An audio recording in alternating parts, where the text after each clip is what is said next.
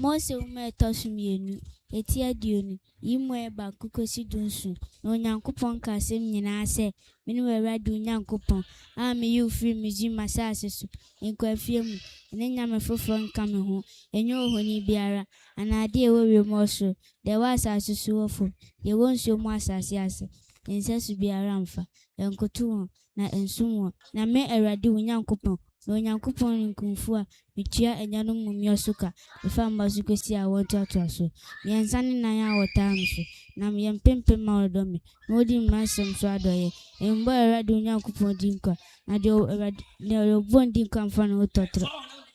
Na de obon dinkwa mfano hototro to.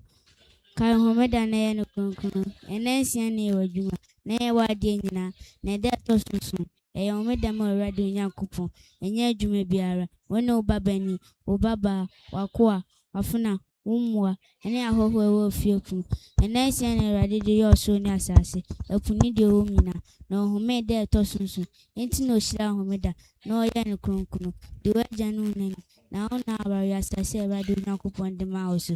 Eni ensa wade, embokrono, eni uyonko wadansiku. Ema wani bi uyonko yue, wani bi uyonko fie, anana koa, anana funa, ananench, ananefu, anabibia uyonko dia. Amen.